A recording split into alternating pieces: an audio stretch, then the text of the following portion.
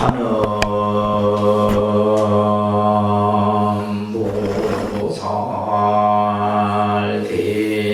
대왕이니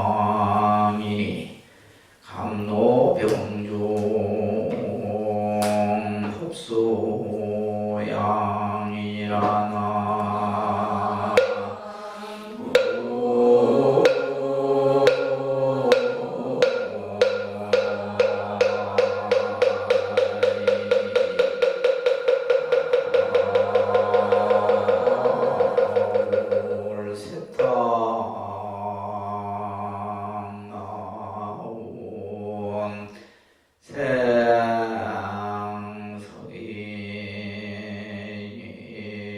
소재열례 백청량이니라나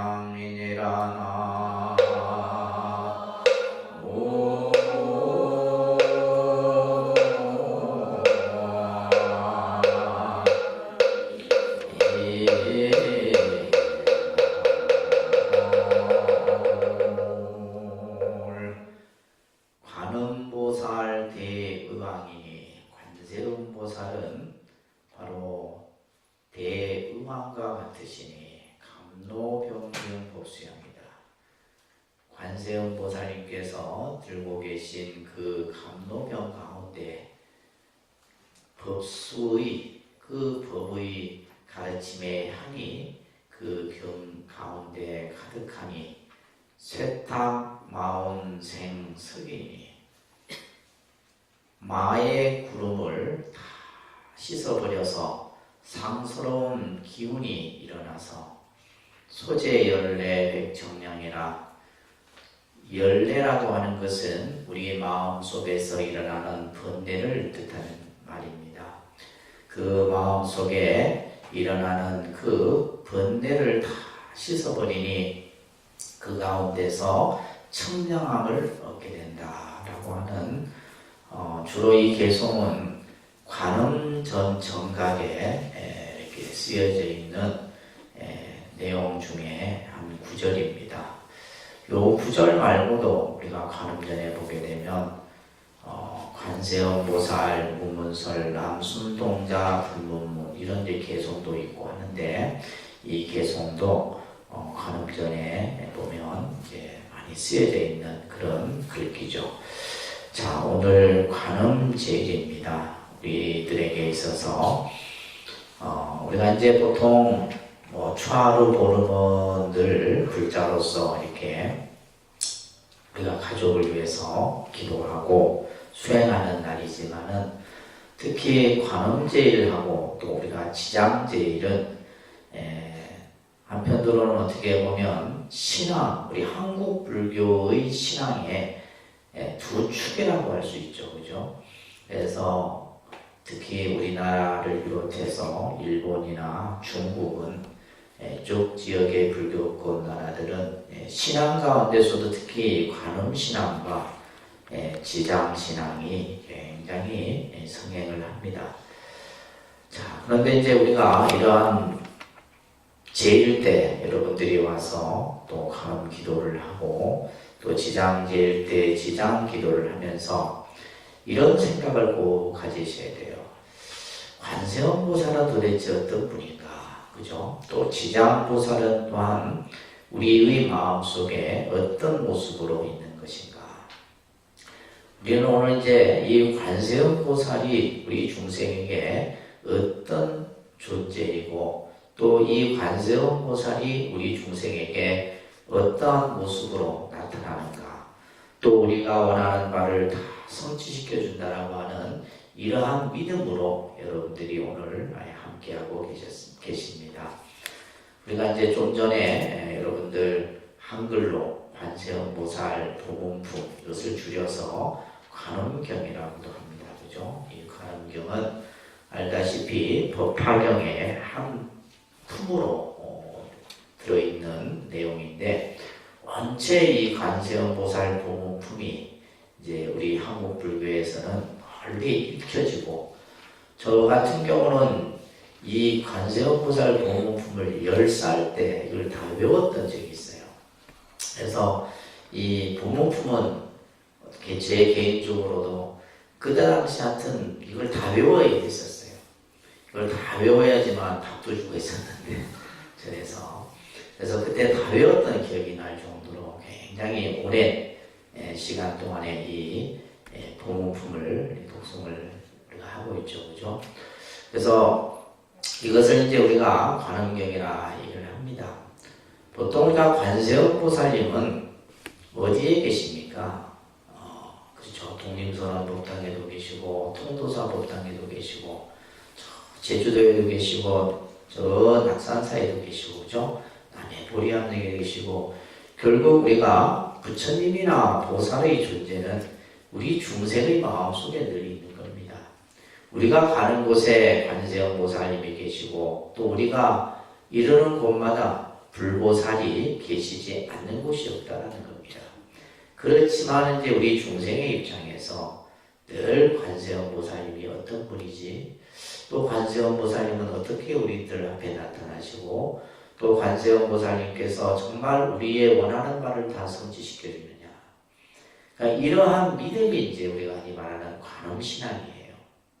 그래서 우리가 이제 어떤 분은 지장신앙을 독하게 믿는 분도 계시고 또 어떤 분은 이 관음신앙을 이렇게 하고 계시는데, 우리가 아까 독송했던 그 보문품에 보시게 되면 정말 그 믿음에 대한, 그냥 우리가 단순히 독경하고 읽는 것이 아니라 이 지금 서가모니 부처님과 무진이 보살이라고 하는 이제 부처님과 보살이 관세음보살님이 어떤 분인가에 대한 내용들이 쭉 나옵니다. 그죠? 그래서 여기에서 우리가 가지고 있는 믿음은 뭐예요? 중생들이 어려움에 처할 때 관세음보살을 일심으로 우리가 영하면 관세음보살님이 우리들이 원하는 바를 다 성취시켜 준다는 믿음. 이 믿음이 가장 중요한 믿음이에요. 그래서 여러분들이 힘들 때 또 뭐 좋은 일이 있거나 어떤 일이 있더라도 항상 일념으로 관세음보살을 영하는, 그 관세음보살을 영하는 것은 결국 우리가 원하는, 우리들이 현실의 삶 속에서 살아가면서 겪게 되는 여러 가지 어려움들, 그런 것들이 아까 보문품에서 쭉 나왔어요. 예전에 제가 이걸 쭉 하다가 또 중간에 뭐 감제이나 또 다른 뭐가 있어서 이렇게 했는데, 여러분들이 이거는 읽어보시면은 다 이렇게 알고 있는 내용들입니다. 그죠? 알고 있지만은 이것이 내 믿음으로 자리 잡기 위해서는 여러분들이, 그래서 이 관음경은 어떠한 의미를 가지고 있냐면 관세음보살에 대한 믿음이 이 경을 내가 읽음으로써 더 돈독해진다는 거예요. 그래서 지장경 같은 경우는 우리가 경을 읽는 그 자체로서의 공덕이 크다라고 하지만은, 우리가 신앙적인 측면에서는 이 관음경을 내가 독경함으로 인해서 관세음보살에 대한 믿음이 더욱더 굳건해지는 거죠. 나는 근데 아무리 읽어도 믿음이 굳건해지지 않는다, 이건 문제가 있는 거죠. 그렇죠? 나는 아무리 읽어도 이게 도대체 무슨 말인지도 모르겠고, 정말 과연 관세음보살이 이와 같은, 그죠? 여러 가지의 모습으로 우리 중생들 앞에 과연 나타나시는가, 이렇게 이제 의심을 할 수가 있는데, 우리가 보통 이제 관세음보살님은 좌우에 누구를 항상 두고 계시냐면 해상용왕이라고 하는 용왕과 그다음에 남순동자라고 하는 동자를 이렇게 양옆에 항상 거느리고 다니시죠. 그래서 이 관음신앙은 주로 보면 바닷가를 끼고 있는 지역에서 이 관음신앙이 성행을 합니다. 중국도 그렇고 우리나라도 그렇고 일본도 그래요. 참 독특하죠. 그게 이제 어떻게 보면 이제 우리가 용왕신앙과도 굉장히 밀접한 신앙이 바로 관음신앙입니다. 그래서 관세음보살 옆에서 항상 그 역할을 대행해주는 분이 바로 해상용왕이라는 용왕인데, 그래서 우리나라도 보면 이제 주로 관음신앙이 있는 강화보문사라든지 남해 보리암이라든지 그다음에 그죠, 낙산사 다 어디가 있어요? 바로 앞에 뭐가 있어요? 바다가 있잖아요. 중국도 가면 보타라카산, 중국도 보타라카산은 배를 타고 들어가야 돼요. 이 이제 하나의 섬이에요. 섬 안에 관세음보살님이 그곳에 머무신다. 근데 아까도 얘기했듯이 관세음보살은 중생이 원하면 중생이 부르는 곳에 항상 여러 가지의 모습으로 나타나시게 되는데, 그래서 이제 보통 이제 법화경에서는 33가지의 몸을 갖춘다 해서 그것을 33응신이라 얘기합니다. 우리 앞에 이제 관음경에도 보게 되면 스님의 모습으로 나타나서 제도하기도 하고 또 여인의 모습으로 나타나서, 관세음보살님은 어떤 특정한 모습이 있는 것은 아니에요. 그래서 중생을 제도 교화함에 있어서 가지가지의 모습으로, 그래서 우리가 이제 경전에서는 법화경에서는 33응신으로 나타나고, 능엄경이라는 경에서는 이제 32가지 몸으로 나타나는 이런 이제 조금 다른 차이점은 있지만은, 이제 여러분들 415쪽에 아까 우리 독송했던 데 보시게 되면 이제 부처님께서 무진이 보살에게 이렇게 얘기를 하죠. 무진이와 관세음 보살은 이와 같은 공덕을 성취해서 가지가지 형상으로 여러 가지의 모습으로, 그죠?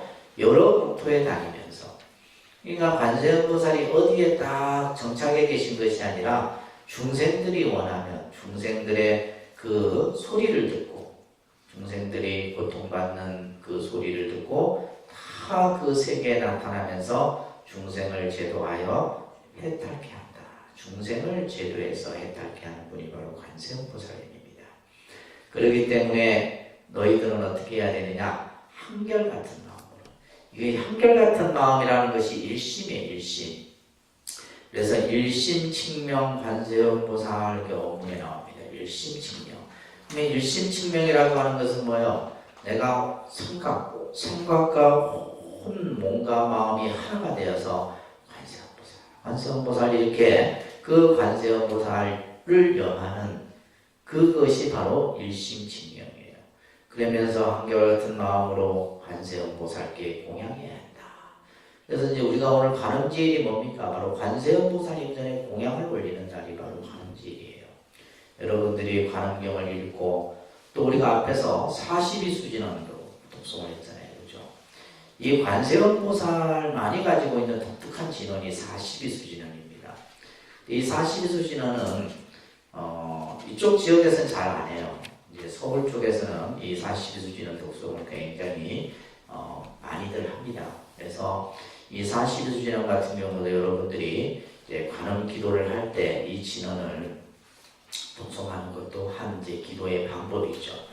그래서 이런 42수진원도 보게 되면 내용을 보시게 되면 여러분들이 다 뭐예요? 우리가 살아가면서 겪게 되는 여러 가지 어려운 문제들, 이 문제를 내가 꼭 풀어야 된다 이 말이에요. 그럴 때 그 관세음보살의 진언을 독송함으로 인해서 우리들이 원하는 것들을 다 이루어지는 겁니다. 그래서 관세음보살을 대의왕이라 이렇게 불렀어요. 대의왕. 대의왕이라고 하는 것은 훌륭한 의사와 같은 분이다. 그래서 중생이 힘들고 아픈 것을 관세음보살은 그것을 전부 다 문제들을 해결할 수 있는 의사와 같은 역할. 그래서 부처님도 법화경이라는 경전에 보게 되면 나도 또한 중생의 아픔을 고치는, 병을 고치는 의사와 같다. 그래서 부처님을 의왕에 비유하기도 하는데 관세음보살을 또 같이 마찬가지로 의왕에 비유한다라는 것도 여러분들이 잘 알아두시면 좋을 것 같습니다. 그런데 이제 관세음보살님이 이제 늘 손에 들고 다니는 것이 있는데 바로 그것이 감로수병이에요. 감로수병. 그래서 우리가 관세음보살 수월도라든지 이런 벽화나 그림들을 보게 되면 이 감로병, 그 감로병 가운데 뭐가 있느냐? 법수향이, 그죠? 그 관세음보살님이 들고 다니는 그 감로병 속에는 법수의 향이 가득하게 일어난다 이 말이에요. 그래서 이 감로병이라고 하는 것은 뭐에 비유한 거냐면 우리의 몸에 비유한 겁니다. 4대 육신으로 이루어진 우리 몸에 비유한 거고, 법수는 뭐냐면 정과 해를 닦아서 만들어지는 정해수가 바로 법수예요. 그래서 우리가 기도하고 수행하고 하는 것이 바로 뭐예요? 정해를 닦는 일이지 않습니까? 그래서 정해를 닦음으로써 만들어진 것이 바로 법수인데, 그 감로병 가운데 법수의 향기가 일어나서 그러면서 이제 우리 중생들을 힘들게 하고 어렵게 하는 여러 가지 마구니들, 장애들이라고 그랬어요. 그죠? 이러한 장애들이 마치 구름처럼 많기 때문에 여기서 마운이라는 표현을 쓰고 있어요. 그 마구니에 구름이 있는데 그것을 전부 다 구름을 걷어내니 상스러운 기운이 그 속에서 다 만들어지는 거죠. 그러면서 우리 마음속에서 일어나는 여러 가지의 번뇌들을 여기서 이제 원문에서는 열뇌라는 말을 쓰고 있는데 마음에서 일어나는 분노나 화나 이런 여러 가지의 이런 우리 마음의 모습들을 다 제거해내니 그 가운데서 이제 마지막에 뭐예요? 청량함을 얻게 된다. 그래서 이제 우리가 관음경에도 보면 관세음 보살을 또 다르게 표현하는 표현이 있는데 바로 뭐냐?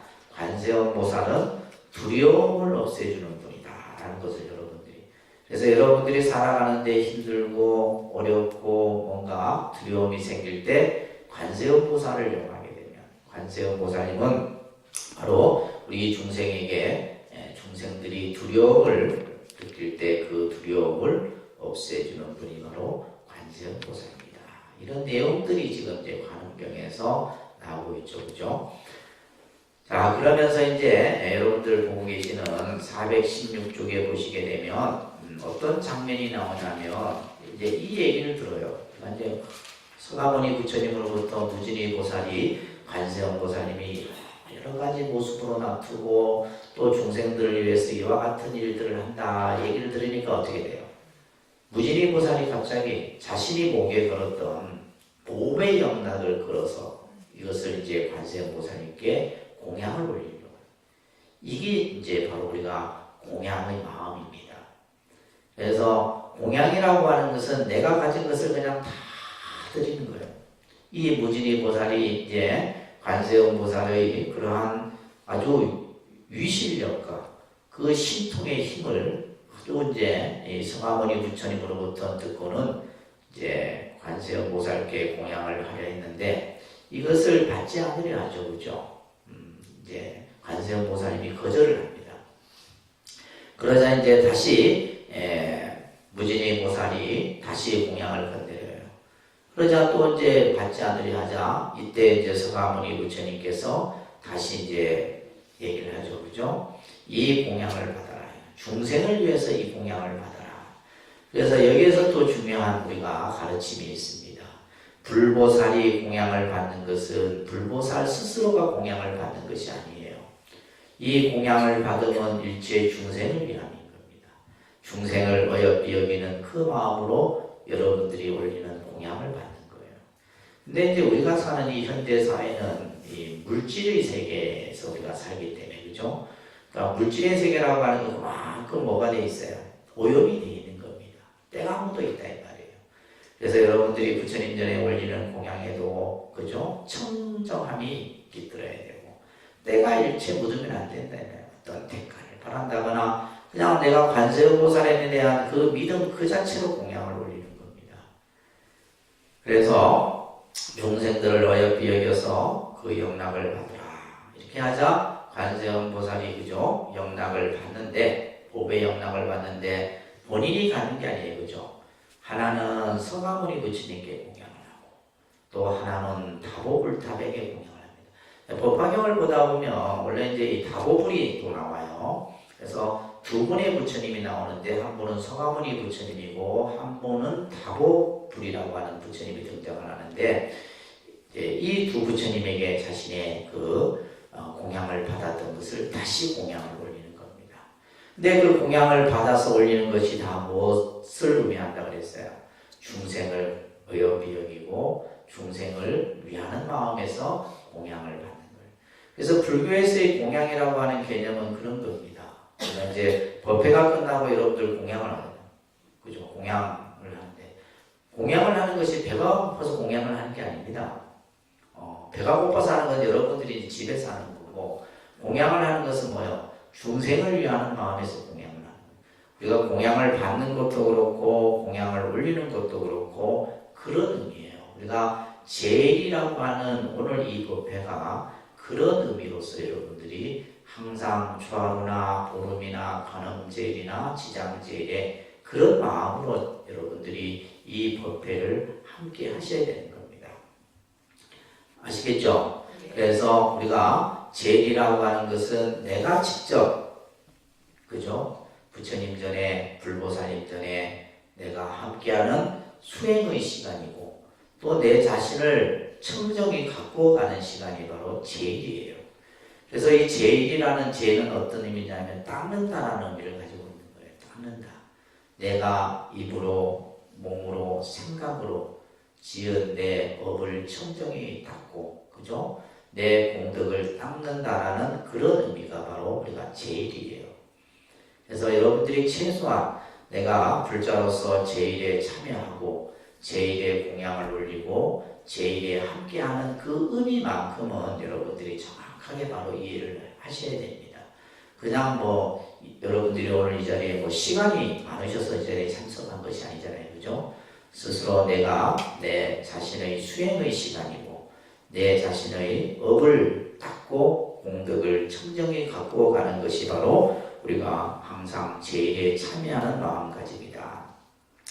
또한 그럼으로써 우리는 제일 수행을 통해서 여러분들이 직접 우리가 이제 기도를 하고 부처님의 참여를 하고 부처님 공덕을 찬탄하고 이러면서 스스로 자기 자신이 이제 깨달아가는 그런 것들이 바로 우리가 오늘 함께하는 시간인 겁니다. 그러면서 416쪽에 보시게 되면 서가모니 부처님께서 무진이여 관세음 보살은 이렇게 자유자재한 신통의 힘이 있어. 그래서 관세음 보살은 무한한 여러분들이 헤아릴 수 없는 엄청난 힘을 가지고 계세요. 그것을 14무예력이라고 해요. 14가지의 힘을 가지고 계시는데 그 힘들이 전부 신통의 힘이 불가사의한 힘이에요. 그래서 여러분들이 어떻게 관세음 보살이 이 수많은 중생들이 그 중생들이 원하는 거에 다 따라서 그것을 성취시켜 주느냐? 그것은 바로 관세음 보살이 가지고 있는 무한한 신통의 힘이기 때문에 불가사의한 힘입니다. 불가사의한. 그래서 그것을 이제 우리가 이 경문에서는 위엄과 실력이라는 말을 쓰고 있어요. 위엄과 실력. 위엄이라고 하는 것은 모든 나쁜 것들을 그죠? 물리치는 그런 모습이 관세음 보살님에게 계시고 또 관세음 보살님께서는 신통의 힘이 있어서 중생들이 원하는 것들을 다 이루게 해준다라는 그런 의미가 이 속에 담겨 있는 겁니다. 그렇기 때문에 우리는 기도라는 것을 통해서 그죠? 여러분들이 늘 기도를 하지 않습니까? 일상생활 속에서도 기도를 하고 하는데 이 기도라는 것을 통해서 우리는 뭘 하기 위한 거예요? 어려운 것을 능히 그것을 성취하기 위해서 하는 겁니다. 남이 어떻게 내 힘으로 할 수 없는 것을 기도라는 것을 통해서 그것을 능히 이룰 수 있는 것이고 또 우리는 기도를 통해서 능히 참기 어려운 것을 능히 참을 수 있는 것이 바로 기도입니다. 그렇기 때문에 기도라고 하는 것이 그냥 우리가 하는 것이 아니라 바로 이런 어떤 어려운 것을 능히 이룰 수 있고 그 다음에 참기 어려운 것도 능히 참을 수 있고 또 베풀기 어려운 것도 능히 베풀 수 있는 것이 바로 불교의 기도 수행이다라는 겁니다. 그래서 이러한 의미들을 여러분들이 잘 아시고 우리가 제일에 늘 참여를 하시면 좋을 것 같아요.